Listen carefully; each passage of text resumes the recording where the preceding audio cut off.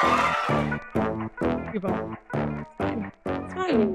everybody, stop texting Kate, and welcome to the Twist Happy Hour, where conversations and cocktails collide into chaos, as I like to say. And Kate is never prepared. Kate is sometimes prepared, probably more than me, actually. But let's kick it off with our cocktail before we start conversing. Today we're going to make a Pear Martini, which is super easy, if you have pear vodka. I have pear You do. ginger vodka. I know, that's going to be, I've been looking for that. I haven't been able to find it near me, and I really want to try it. With a drop of linden honey.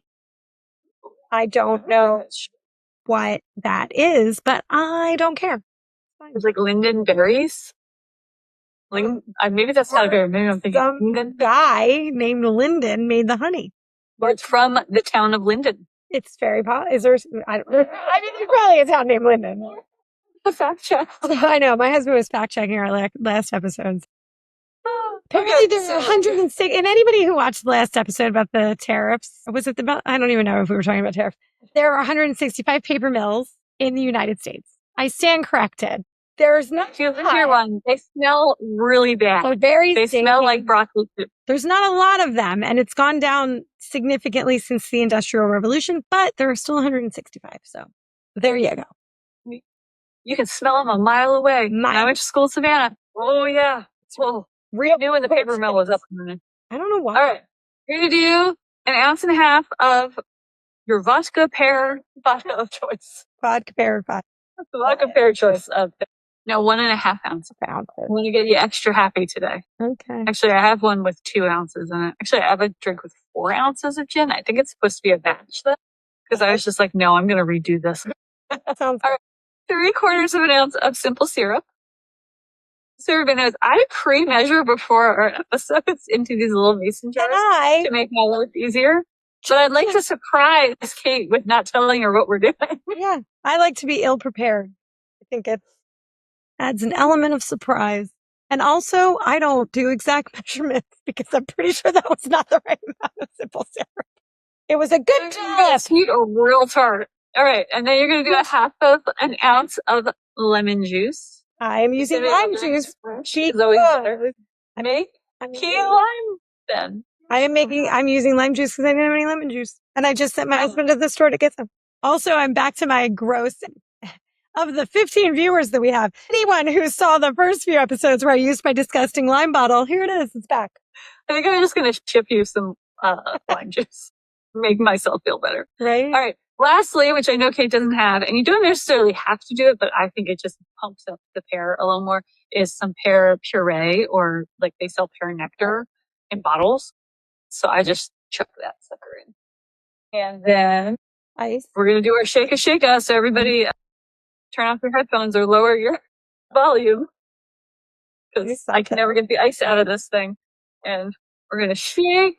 I'm only going to shake a little, so I don't feel double. Polaroid picture. So like this. Really? I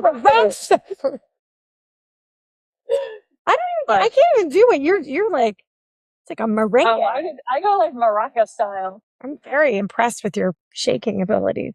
So then I put my thing on. People may wonder why I put this on. It's because the strainer top on the original of this is stuck and I can't get it off. It also just doesn't do very well. Like, it kind of lets a lot in. So I'm just going to... I'll tell you of my variation of your beverage. What is this called again? It's a Pear Martini. I am not. You can also throw a little Saint Germain in there. We have like similar glasses. Look at you. Look at Nora glasses. What is this Saint Germain? What's that? So Saint Germain is the elderflower liqueur that just makes it a little more floral. You have it. You just bought it and showed it to me. It's an actual flower? Yes.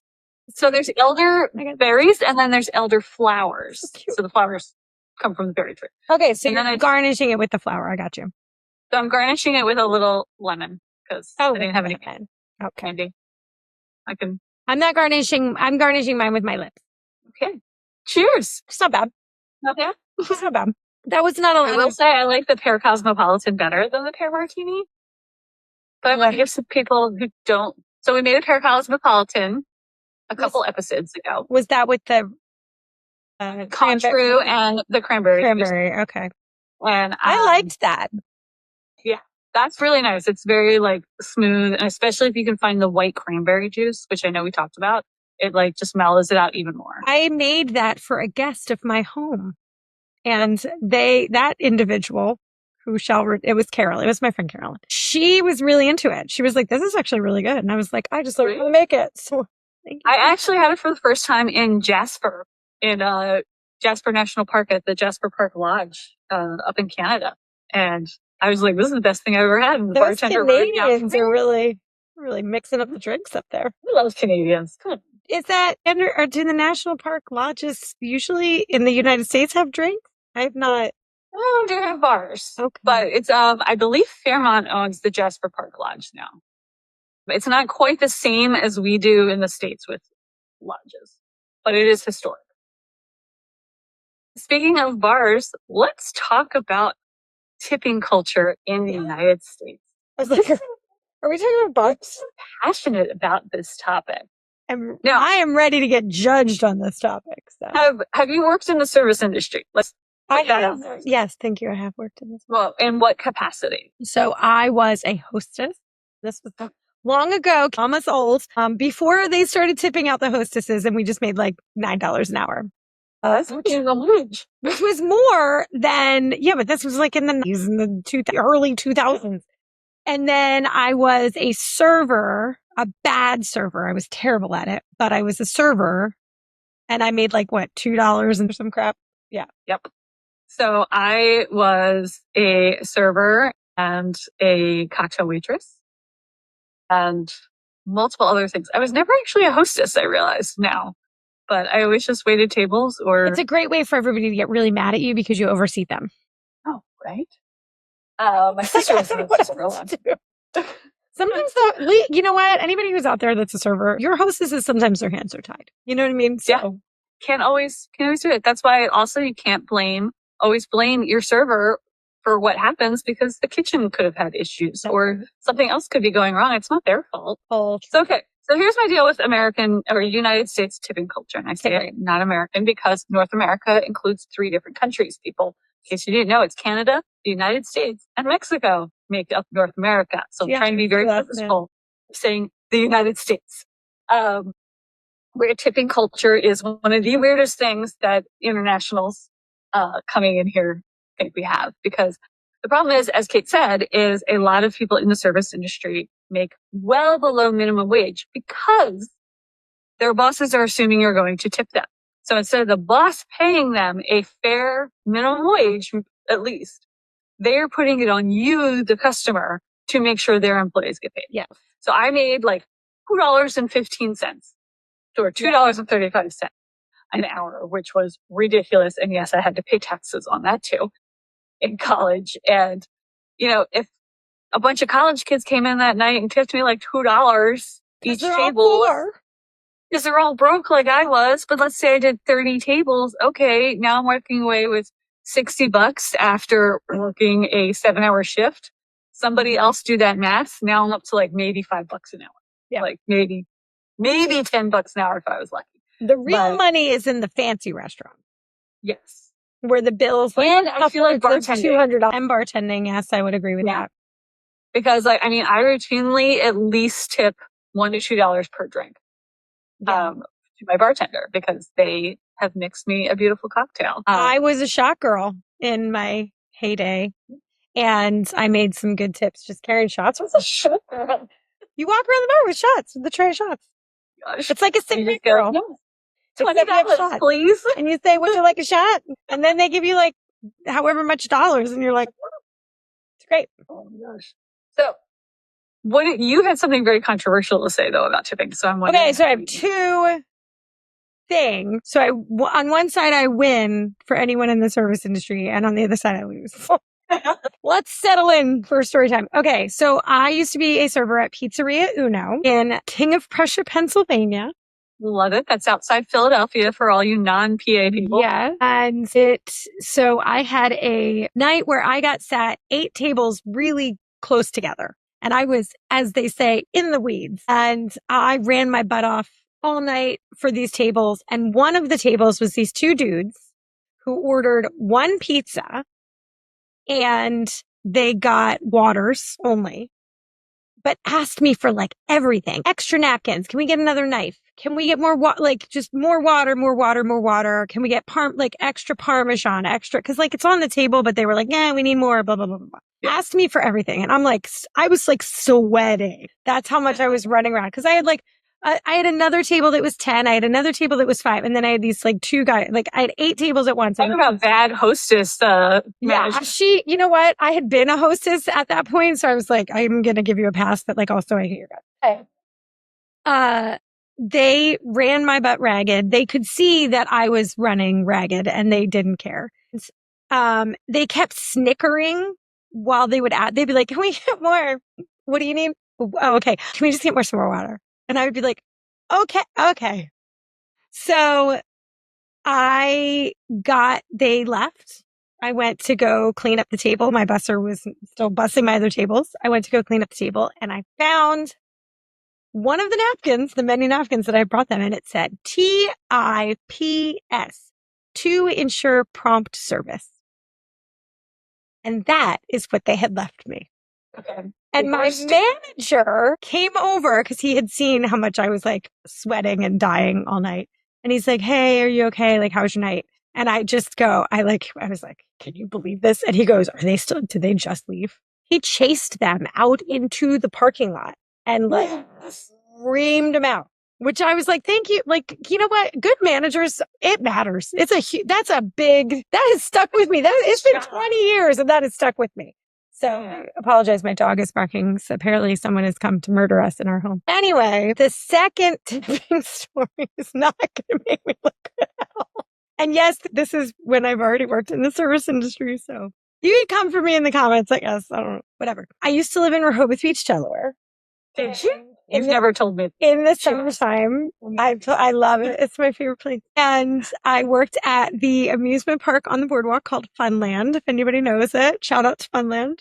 Love it. And we used to have a lot of people from other countries come to Rehoboth. There were a lot of different companies that were in Rehoboth that would do like student exchange programs, like summer work program exchanges. So we had a lot of people come from the UK, Spain, Russia, Poland, like just kind of everywhere. And because they don't tip, when I was a poor summer working college student and I had to get a cab somewhere, I would put on a fake English accent so that I didn't, because the cab drivers knew that the English people wouldn't tip.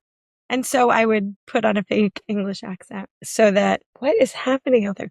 So I didn't have to tip and spend my money. Also, my dog is murdering people. So I find it funny you talk about UK not tipping. So in the past couple of years that I've been going back and forth to Europe, like you do, I have noticed this trend of they peg you as American and suddenly the credit card reader has a tip function on it for you to be able to tip people because all the Americans are going to get. And which never, like 20 years ago, that just wasn't a thing. They'd be like, you forgot your money. Like, what are you doing? But now, especially since everybody's like cashless and it's just tapping away, they're like, yeah, sure, you can give us 20%. We're already making $25 an hour, but sure, which I think it's something anybody from the United States that has never been in the service industry does not understand is that service workers are not paid minimum wage. Right. They rely on tips. And yes, that is going to cost you more. But just like when my kids were little and if I wanted to go out for a date with my husband, I knew I had to factor in the price of a babysitter, the price of the meal, the movie, plus tipping. I'm like, it's just kind of what you have to do, I will play devil's advocate. I will play devil's advocate on this though. Okay. There's too many leave a tip button. Yes. I don't need to leave a tip at Barnes and Noble. No, there are weird places tips are now showing up where you're just like, I went to the gas station and I paid you for my gas and you want a tip. The butcher, my butcher, they have a tip because they use the Squarespace thing. And they have a tip thing. And I'm like, the meat was cut. You literally just wrapped it in hands. Is it like, am I tipping for this? Do you not make enough money? Like, are they not paying you well? I think there's too much, like I don't know what they're making at Starbucks. Okay. Like we have a friend who worked in Starbucks for all you people that don't know. We all call it Starbucks.